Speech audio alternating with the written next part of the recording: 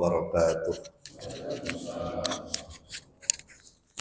Alhamdulillah, asyhadu an la ilaha illallah wahdahu la syarikalah, wa asyhadu anna habibana Muhammadan abduhu wa rasuluh.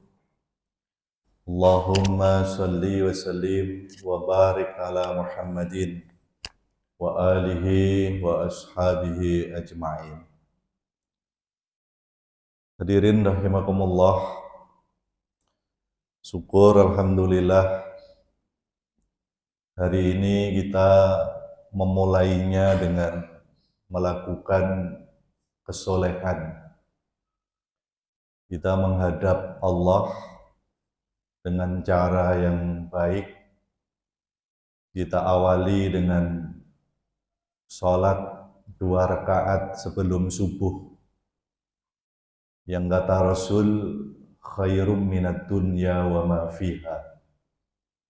Itu lebih baik dibandingkan dunia seisinya. Raka'ataini qabla al-fajri khairum minad dunya wa ma fiha. 2 rakaat sebelum sholat subuh ini lebih baik dibandingkan dunia seisinya. Kemudian kita sholat subuh dengan cara berjamaah. Konon sholat subuh yang dikerjakan dengan berjamaah itu kana masyhuda, disaksikan, artinya dibersamai dengan malaikat. Berbeda dengan sholat subuh yang dikerjakan sendiri-sendiri. Kita termasuk yang dikehendaki oleh Allah. Pagi hari ini sholat subuh kita kerjakan dengan berjamaah. Apalagi Rasul sampaikan, orang yang sholat subuhnya berjamaah kana fi dhimatillahi ta'ala, dia hari itu di dalam tanggungan Allah Subhanahu wa ta'ala. Tanggungan dalam arti rezeki kita, dalam arti hal yang bersifat spiritual.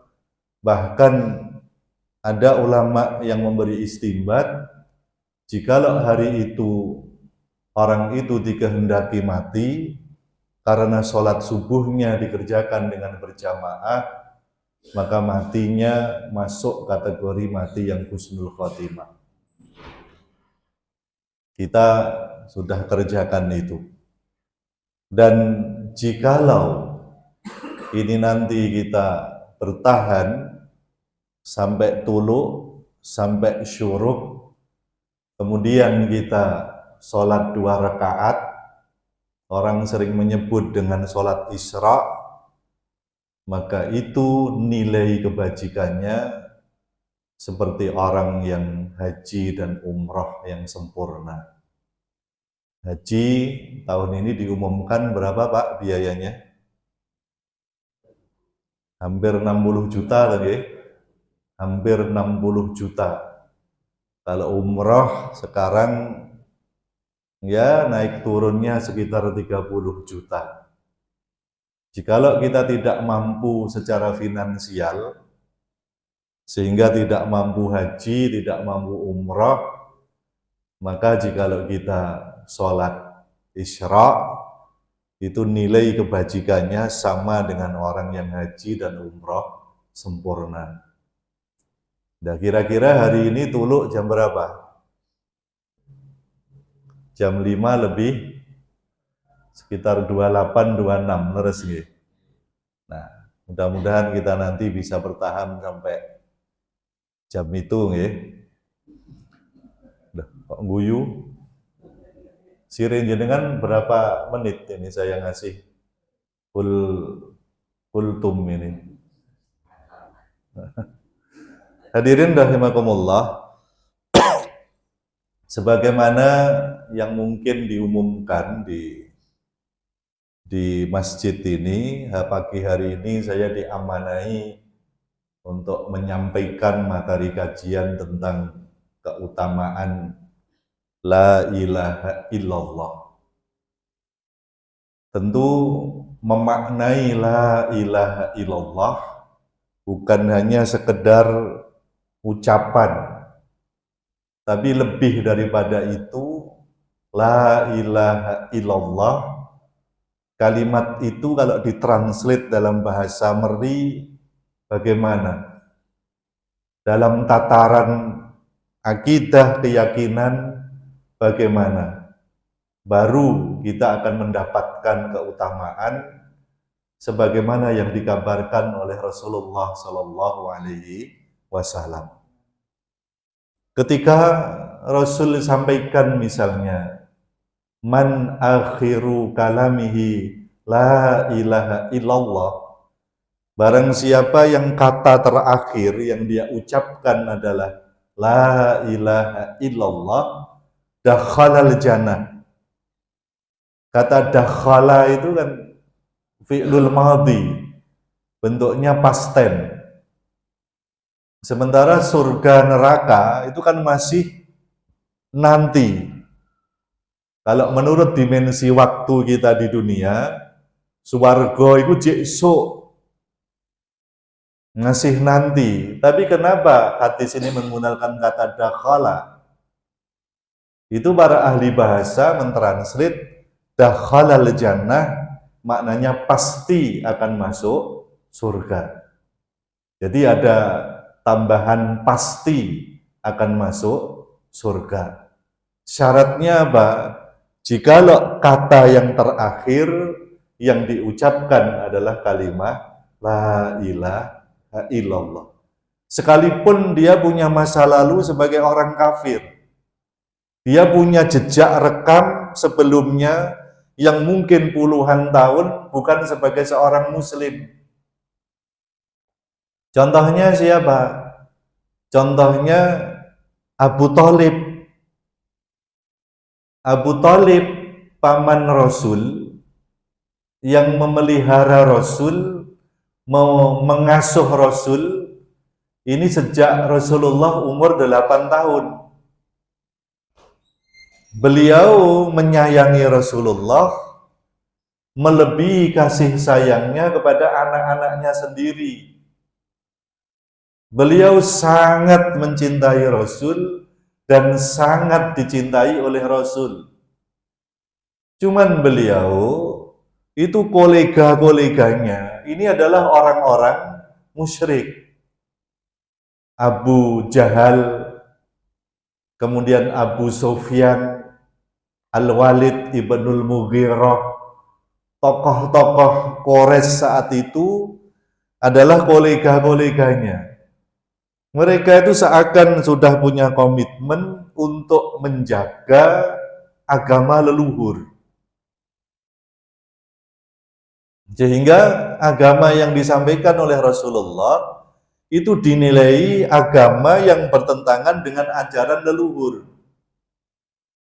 Karena ada semacam komitmen itu, maka Abu Thalib itu sampai meninggal dunia, itu tidak mau mengikuti ajaran Nabi Muhammad, sekalipun sang penyampai ini, Nabi Muhammad ini, adalah keponakannya sendiri, orang yang sangat beliau cintai. Nah, ketika nazak, akhir kehidupan beliau, itu Rasul Shallallahu Alaihi Wasallam datang dan Abu Jahal CS-nya juga ada di tempat itu karena memang Abu Thalib ini tokoh, Pak. Maka Rasul beranikan diri, sekalipun hadir di tempat itu tokoh-tokoh terkemuka Quraisy, beliau sampaikan kepada Abu Thalib, ya ami, wahai paman, kul la ilaha illallah, ucapkan kata la ilaha illallah, tidak ada Tuhan selain Allah. Kalimatan ahujju laka biha indallahi yaumal qiyamah. Kalimat, jikalau panjenengan kersa mengucapkan kalimat itu, paman, itu bisa menjadi alasan bagi saya untuk membela panjenengan di hadapan Allah nanti pada hari kiamat. Ketika Rasul selesai mengucapkan kata itu, meminta kepada sang paman untuk mengucapkan kalimah la ilaha illallah, Abu Jahal ini bertanya kepada Abu Thalib dengan nada yang kalau bahasa orang sekarang itu sekak mat gitu.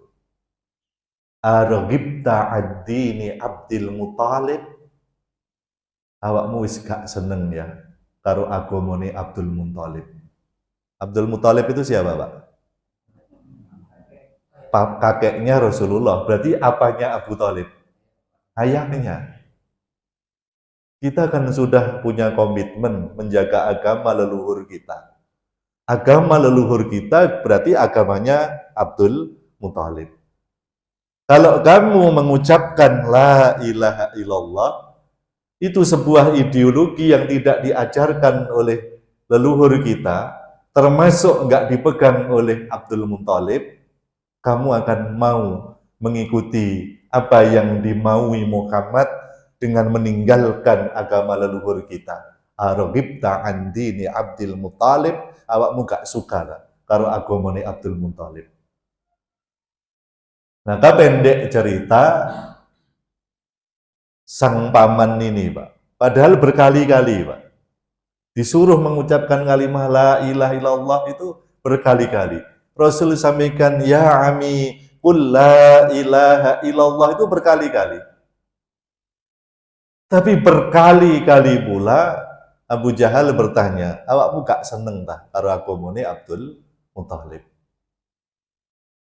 Maka pendek cerita, Abu Thalib itu meninggal tanpa sempat dan mau mengucapkan kalimat la ilaha illallah. Dia mati dalam keadaan tidak beriman. Kalau bahasa kasarnya, dia mati dalam keadaan kafir. Apakah Rasul kemudian diam? Rasul saat itu berusaha untuk terus memintakan ampun kepada Allah untuk sang paman. Hai paman, saya akan terus memintakan ampun untuk panjenengan. Allah justru menegur, maka lin nabiyyi walladzina amanu ayastaghfiru lil musyrikin walau kanu ulil qurba. Rasul dikata-katai sama Allah, nggak patut bagi seorang nabi, tidak patut bagi seorang rasul memintakan ampun orang yang musyrik, sekalipun orang musyrik itu adalah keluarga dekat. Jadi Rasul dikatakan nggak layak, nggak pantas Nabi kamu memintakan ampun bagi orang musyrik, sekalipun dia adalah kerabat dekat. Panjenengan bisa lihat ini di dalam At-Taubah ayat 113.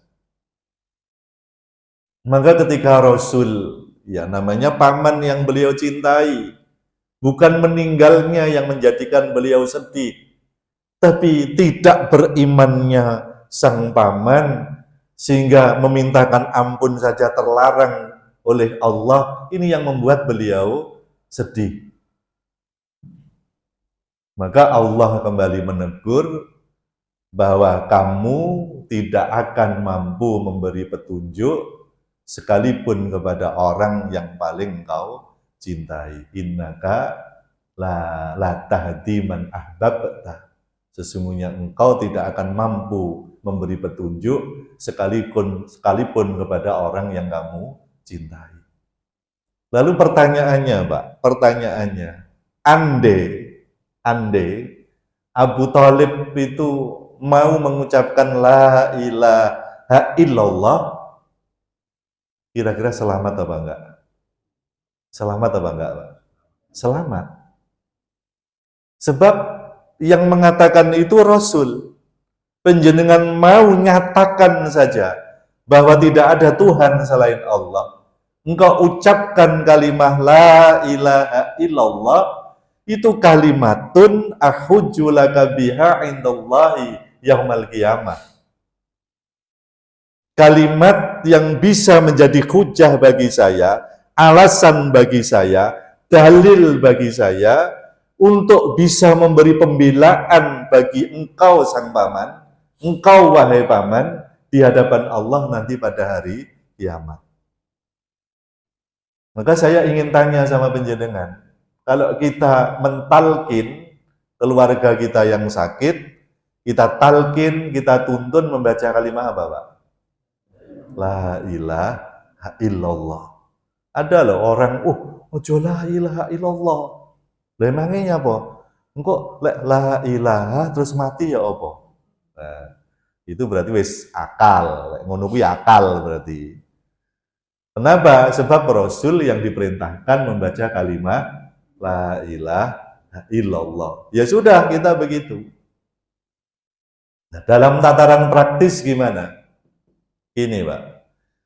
Kalau ada keluarga kita yang sakit, apalagi sakitnya ini ada tanda-tanda sakit yang mendekati sakaratul maut, maka jenengan talqin, jenengan tuntun. Baca la ilaha illallah, jenengan diam, Pak. Sampai dia menirukan. La ilaha illallah. Nanti kalau dia menirukan bacaan itu, sudah, jenengan selesai. Tapi kalau dia kemudian mengucapkan kata-kata yang lain,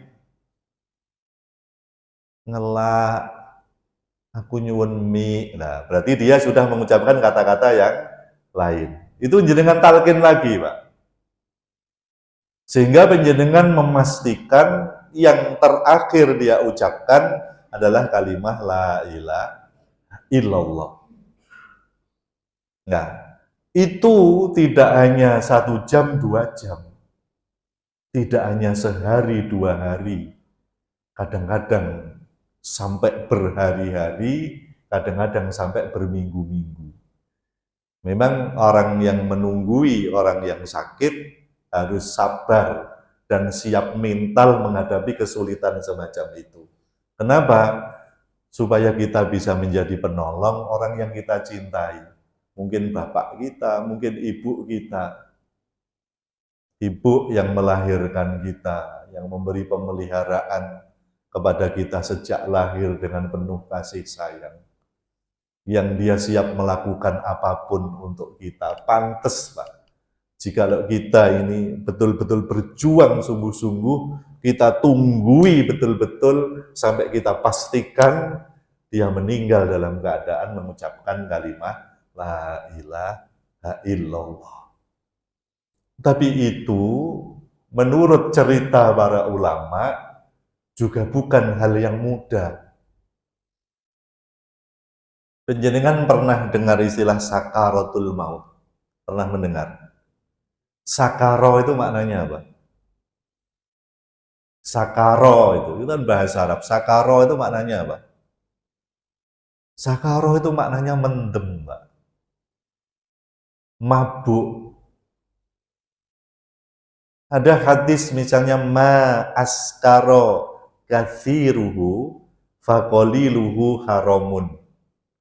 Apa-apa yang banyaknya menimbulkan mendem, mabuk, maka sedikitnya hukumnya haram. Ada lagi misalnya la taqrabu sholata wa antum sukaro. Pernah dengar ini?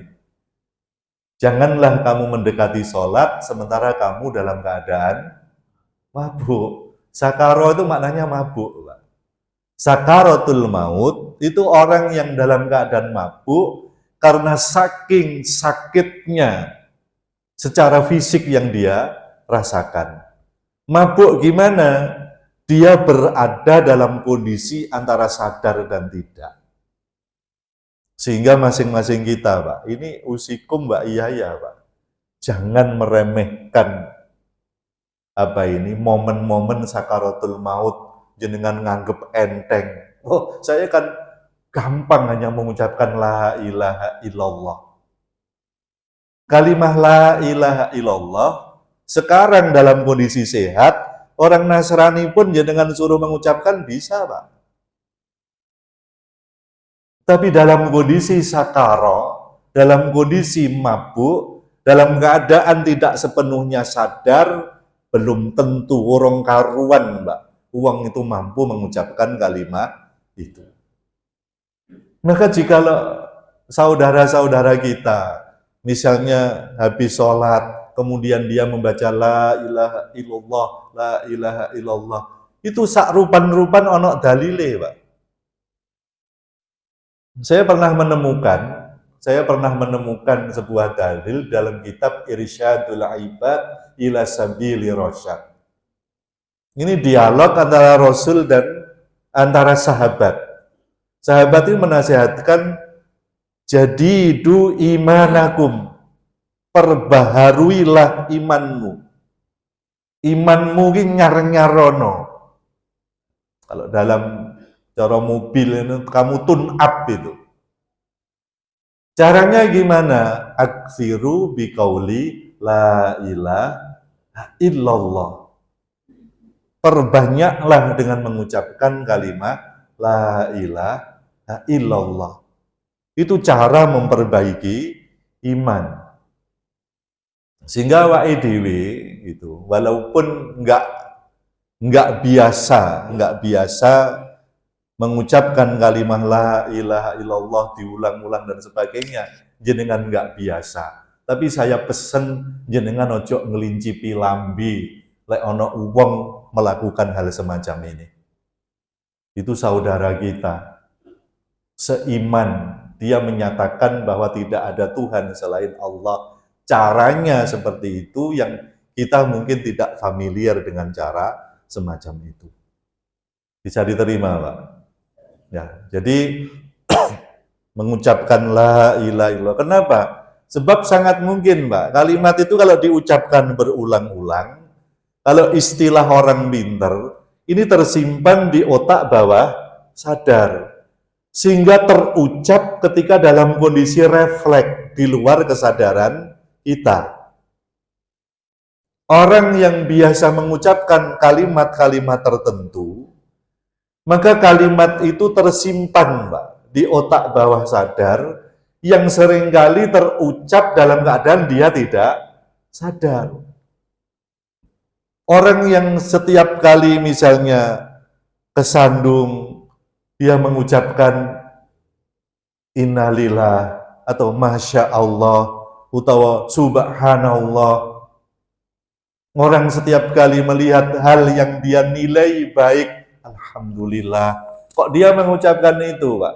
Kata-kata yang terus diulang-ulang diucapkan itu tersimpan di otak bawah sadar sehingga refleks. Tapi lek ono wong titik-titik misuh yang dia ucapkan kata-kata pisuan, itu sangat mungkin dalam kondisi tidak sadar yang dia ucapkan adalah kata-kata pisuan. Bahkan ketika sakaratul maut pun yang dia ucapkan adalah kata-kata pisuan. Na'udzubillah. Kalau Blitar, Pak, Blitar itu secara kultur itu bahasa-bahasa halus. Bahasa-bahasa halus itu mulai ngayuk Jogarta Hading Ningrat. Ngetan itu paling ngetan itu Blitar, Pak.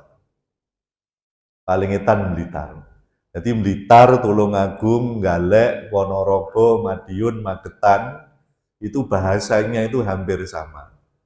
Tapi kalau sudah ke utara, Jombang, Mojokerto, Ngetan, itu sedikit berbeda.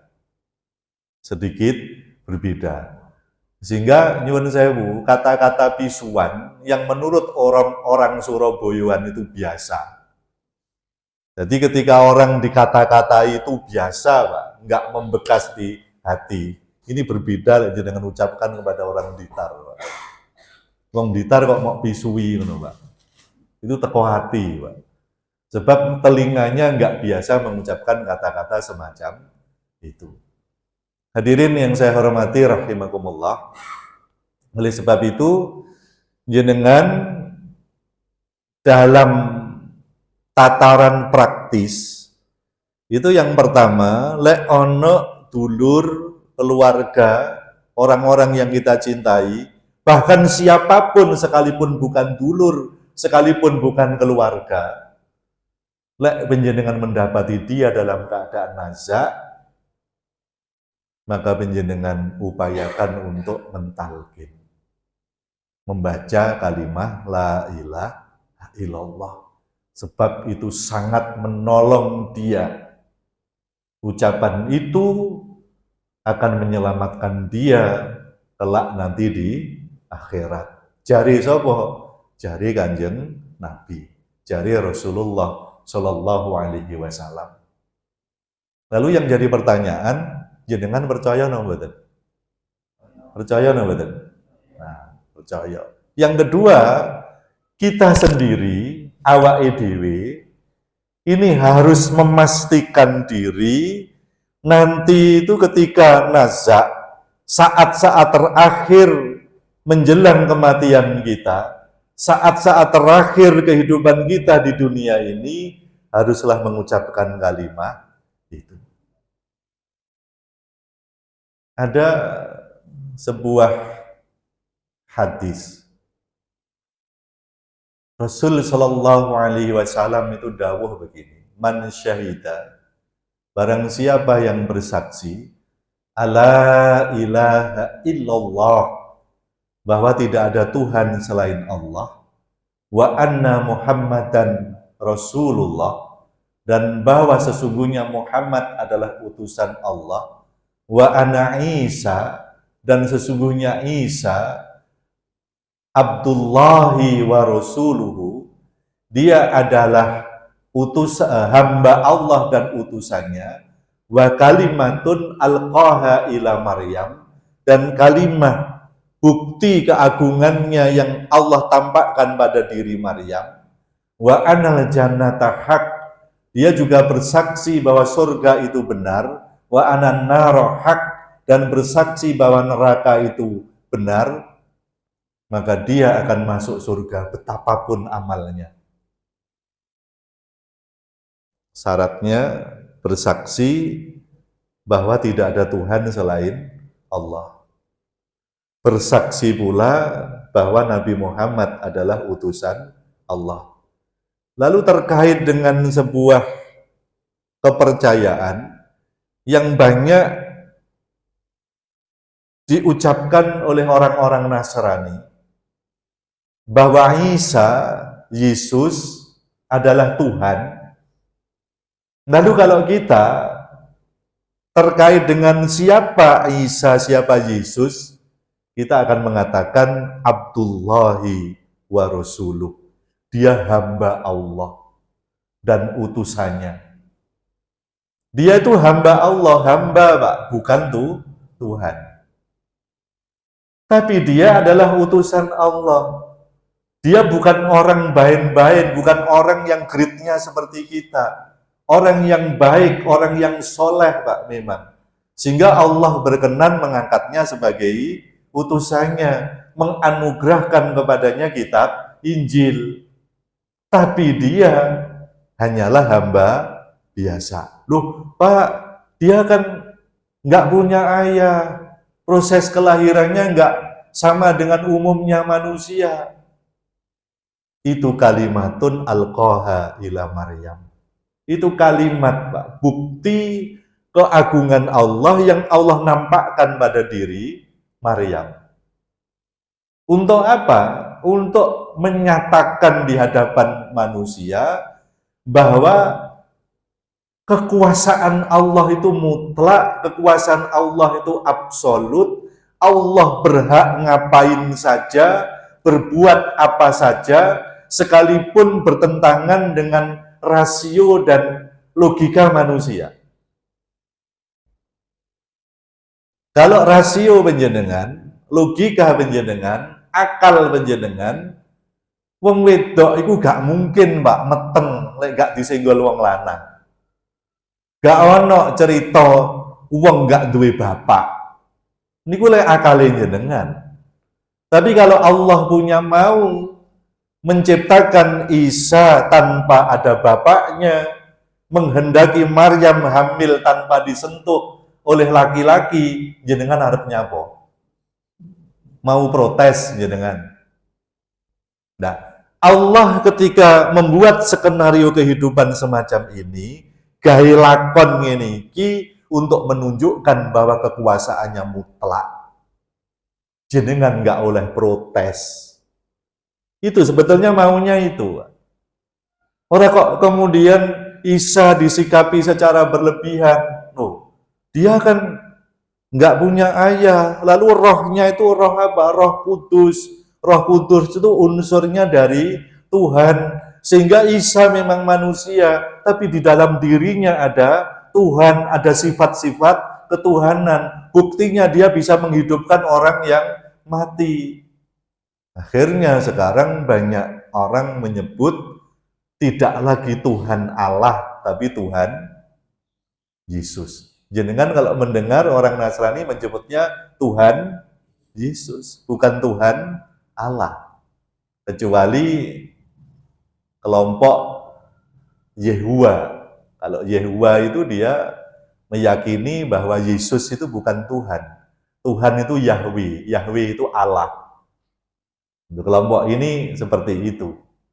Tapi dia tetap mengatakan bahwa Yesus putra Allah.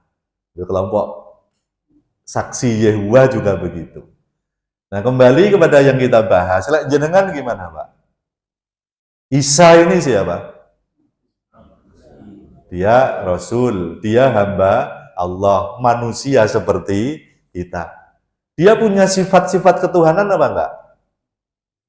Dia mempunyai sifat-sifat ketuhanan sehingga layak disikapi sebagaimana Tuhan. Apakah begitu? Tidak. Sifat ketuhanan yang dimiliki Isa yang mana? Enggak ada, guys. Loh, dia kan bisa menghidupkan orang mati, kan biidznillahi dengan izin Allah. Loh, dia kan bisa menyembuhkan orang yang buta sejak lahir, orang yang kena penyakit lepra, kan biidznillahi dengan izin Allah. Saya pun jikalau Allah izinkan bisa melakukan itu. Artinya andai tidak ada izin Allah, Isa tidak akan bisa melakukan itu. Jadi itu bukan karena Isa punya sifat ketuhanan, bisa melakukan yang sebagaimana yang bisa dilakukan Tuhan, gak ngono, karena dia diizinkan oleh Allah. Kita harus bersaksi semacam itu, Pak. Jadi Isa itu uwong, menungso seperti kita. Nah, menurut panjenengan swarga ku ana tenan apa gak? Jenengan berani bersumpah neraka ini benar apa enggak? Lek seperti itu, Pak. Menurut apa yang disampaikan Rasulullah, jenengan pasti akan masuk surga betapapun amal panjenengan. Sampai sahabat ini bertanya, sekalipun dia pernah berzina dan mencuri, sekalipun dia pernah berzina dan mencuri. Sekalipun dia pernah berzina dan mencuri, sekalipun dia pernah berzina dan mencuri. Untuk yang ketiga kali dia heran, sekalipun dia pernah berzina dan mencuri, sekalipun dia pernah berzina dan mencuri, sekalipun awak muka terima, dia akan tetap akan menjadi penghuni surga. Tapi syaratnya itu, bersaksi tidak ada Tuhan selain Allah, bersaksi bahwa Nabi Muhammad adalah utusan Allah. Tapi persaksian-persaksian kan ya nek konsekuensi ini. Panjenengan bersaksi bahwa tidak ada Tuhan selain Allah. Tapi cik sobo sadranan. Cik sobo sadranan. Apalagi sekarang itu ada, Pak, kesirikan-kesirikan yang dikemas dalam kemasan yang menarik. Termasuk Mojokerto ini kan jadi destinasinya orang-orang yang rentan melakukan kesyirikan, rentan loh Pak. Seperti Syekh Sulaiman ini Mojo Agung ini sudah masuk Mojokerto bukan? Syekh Sulaiman ini Mojo Agung ya? Jombang. Kemudian Syekh Jumadal Kubro, Syekh Jumadal Kubro Trawulan, Mojokerto. Yang itu sebetulnya Pak, sebetulnya para juru dakwah yang orang menyebut wali songo itu duriannya Syekh Jumadal Kubro yang mengusulkan kepada Sultan Muhammad di Turki agar kirim juru dakwah. Dulu kan dinasti Utsmani, dinasti Ottoman. Itu yang ngirim juru dakwah yang kemudian orang menyebut wali songo. Itu atas usulannya Syekh Jumadal Kubro. Syekh Jumadal Kubro itu orang Azerbaijan. Azerbaijan itu mana Pak? Karung Gedek Putih. Itu kan negara bagian Rusia. Tapi dia menghabiskan umurnya untuk mendakwahkan Islam, dia tinggalkan kampung halaman demi mendakwahkan Islam, dan akhirnya mati di tempat dia berdakwah, dan matinya dibunuh prajuritnya Majapahit. Itu jadi yang di Troloyo itu orang luar biasa itu, tapi dekne uwong, dia manusia biasa. Kalau saya datang ke sana untuk mendoakan beliau, ya Allah, ampunilah semua dosa-dosanya. Ya Allah, terimalah semua kebaikannya. Jadikan kuburnya penuh dengan kenikmatan. Jadikan surga sebagai tempat tinggalnya. Boleh apa enggak? Boleh. Tapi ngalap berkah ke sana dengan keyakinan aku dagang ben laris. Aku duwe jabatan ben gampang mundak pangkat. Aku urung cetuk judu ben gampang cetuk juduni. Boleh apa enggak? Enggak boleh. Jadi harus kita luruskan. Saya itu di Blitar banyak Pak, jamaah-jamaah yang gridnya masih seperti itu banyak. Kalau enggak salah, saya jadwal persisnya itu enggak tahu. Saya dijak ziarah wali Jawa Timur. Jadi jamaah saya itu enek sing enggak kaya jenengan. Kelase senengane ngono-ngono kuwi. Tapi harus saya telateni, Pak. Sudah hampir setahun ini saya membersamai mereka untuk ngaji. Saya bimbing mereka. Lah kok terakhir saya diajak bahkan disuruh memimpin ziarah Wali Songo. Iya, Pak. Mulai sampean krungu aku mimpin ziarah Wali Songo piye? Kira-kira menurut pertimbangan jenengan, sorry, gak iso aku wis karepmu, saya biarkan dia di dalam kesyirikan atau saya dampingi untuk kita arahkan. Misalnya nanti pendemak makomnya Sunan Kalijogo. Ini Sunan Kalijogo. Hadirin, Sunan Kalijogo itu juru dakwah yang luar biasa. Waktu masih muda, dia bernama Raden Said. Dia putranya Bupati Tuban. Tapi sekalipun dia juru dakwah yang luar biasa, dia punya masa lalu yang tidak baik. Dia pernah menjadi berandal yang orang menyebut dengan berandal Lokojoyo. Misalnya. Saya ceritakan begitu. Tapi sehebat-hebat beliau, sekalipun dia gurunya Ki Ageng Selo, dia gurunya berbagai pendekar ternama, tapi dia tetap manusia. Dekne uwong duduk Gusti Allah. Yuk kita doakan, mudah-mudahan semua amalnya diterima oleh Allah. Ngono kan kira-kira malah bermanfaat bagi dia. Daripada dia DP jaluk opo-opo karo Sunan Kalijogo kan malah nyamari. Nggih napa mboten? Ini saya bingung lek ku nolak. Jadi dijak ziarah Wali Songo gek engko ning Troloyo bareng lek konangan jamaah aku Mojokerto piye bingung. Nah, hadirin rahimakumullah, maka fadilah, keutamaan la ilaha illallah itu seperti itu. Orang yang 70 tahun kafir, iku goro-goro mengucapkan la ilaha illallah, maka dia itu masuk dalam kategori memenuhi syarat, cukup syarat untuk disebut sebagai seorang mukmin. Coba penjenengan kenalkah yang namanya Freddy Budiman? Kenal Pak? Bandar narkoba. Kelasnya bukan hanya kelas Mojokerto, kelas internasional. Bahkan ketika sudah di penjara, dia bisa mengendalikan peredaran narkoba ini di luar penjara. Hebat dia.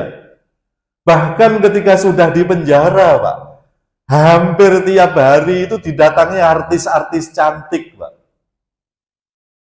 Didatangi orang mung diparani tok. Memang diboking sama Freddy Budiman. Tapi suatu saat, kira-kira nggak lebih dari, paling cuman beberapa bulan lah, nggak sampai hitungan tahun, tengah tahunnya nggak sampai. Dia itu melihat seorang ustadz yang ngaji di majelis taklim semacam ini, Pak. Kemudian ustadz ini melihat, jadi Budiman nangis, Pak. Nangis. Kemudian setelah pengajian selesai, dia nggak hadir di tempat itu, menemui ustadz ini.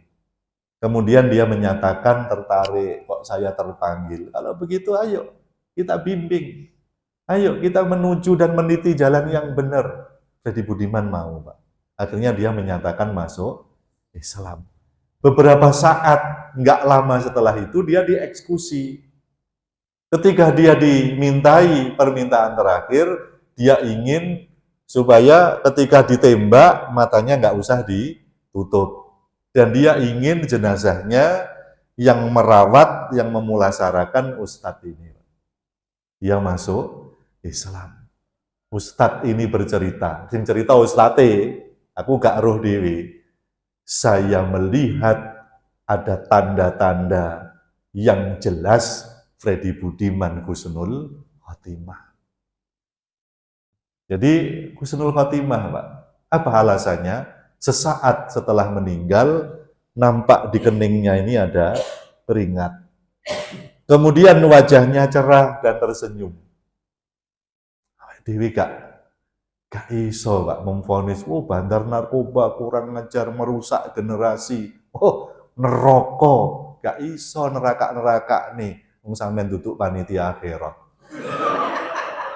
Nggih mboten, Pak? Gak iso.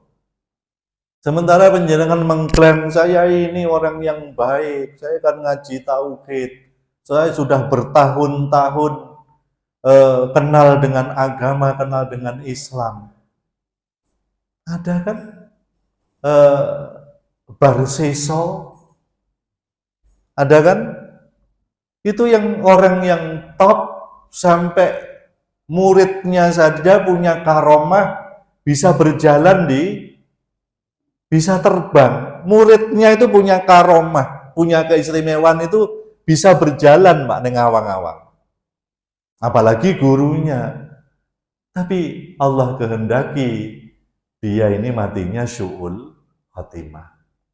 Maka kita terus, Pak, meminta dan memohon kepada Allah supaya kita hidup di atas kalimah la ilaha illallah, mati juga di atas kalimah la ilaha illallah, dibangkitkan pun juga dengan kalimah la ilaha illallah. Alaiha nahya wa alaiha namutu wa biha nub'atsu. Mudah-mudahan semacam itu. Terima kasih, insya Allah sudah sebentar lagi surup. Sebelum kita akhiri, mungkin ada yang ingin protes. Monggo. Monggo, oleh protes. Nggih. Saya mau tanya, ini bukan protes ini, saya tanya. Nggih. Tapi kalau melihat pamannya Nabi tidak bisa mengucapkan la ilaha illallah, bagaimana dengan posisi kakeknya, ayahnya dan ibunya? Nggih. Sampun nggih. Ini memang ada polemik, memang ada polemik. Saya memang tidak dalam kapasitas menjawab. Sebetulnya bapak, ibu, kakeknya Rasul itu meninggal dalam keadaan beriman atau tidak. Ada sebuah hadis, Rasul ini mengaku, beliau menangis. Saya ingin menziarahi ibu saya di sebuah tempat yang namanya Abwa. Saya diizinkan, cuman saya tidak diizinkan untuk memintakan ampun bagi beliau. Padahal itu ibunya Aminah. Nah, tapi ada sekelompok yang lain itu yang mengatakan bahwa mereka-mereka itu meninggal pra-Islam. Yang mereka menyebut dengan masa fatrah, masa terputusnya dakwah Islam. Sehingga mereka memang meninggalnya dalam keadaan tidak mengetahui Islam. Lek ngono ya apa rufi al-qalam, diangkat hukum. Ana bocah cilik, dia memang gak ngerti apa-apa. Terus kemudian dia misalnya melakukan hal yang terlarang. Memang dia gak ngerti apa-apa. Maka dia gak termasuk pihak yang harus bertanggung jawab. Karena hal yang salah yang dia lakukan atas dasar ketidaktahuannya. Alasannya begitu. Lah dua kelompok ini sama-sama kuat. Jadi jenengan kok tanya, terutama para habaib, itu mengatakan mereka tidak meninggal dalam keadaan kafir, tapi meninggal dalam masa fatrah, ketika memang belum mendengar dakwah Islam. Tapi ada kelompok yang lain yang mengatakan bahwa mereka meninggal dalam keadaan tidak beriman. Aku harap mengarani meninggal dalam keadaan kafir ini ya mentolo, Pak. Meninggal dalam keadaan tidak beriman. Bisa jane podo ae. Nah, lek penjenengan tanya, kalau menurut sampean gimana? Jenengan tanya sama saya lebih setuju yang kedua. Mereka meninggal tidak dalam keadaan beriman.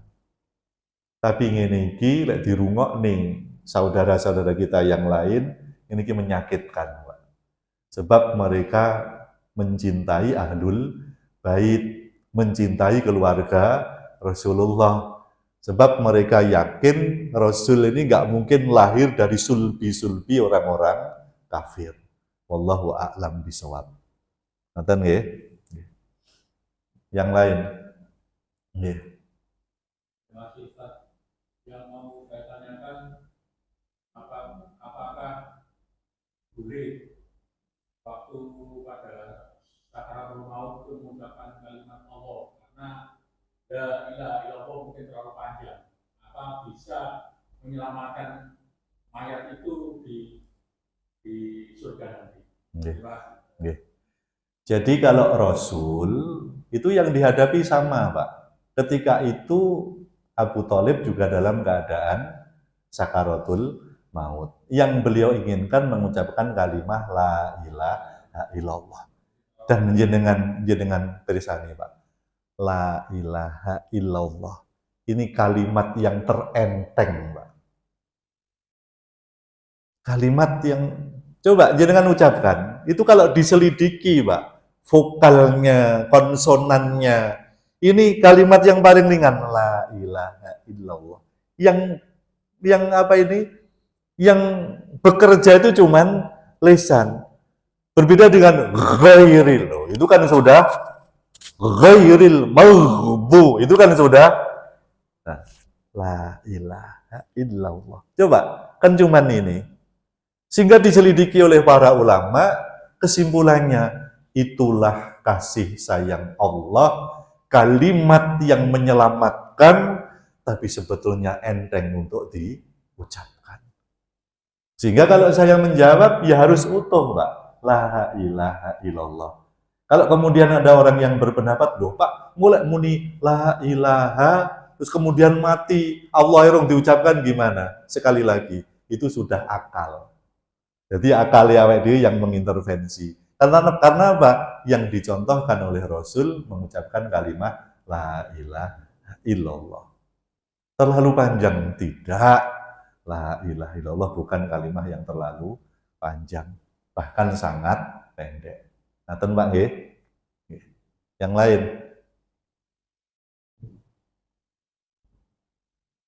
Ada lagi? Cul? Nggih, mudah-mudahan yang sedikit ini memberi inspirasi bagi panjenengan, bagi saya untuk kekeh di dalam memegang kalimat la ilaha illallah. Terima kasih. Assalamualaikum warahmatullahi wabarakatuh.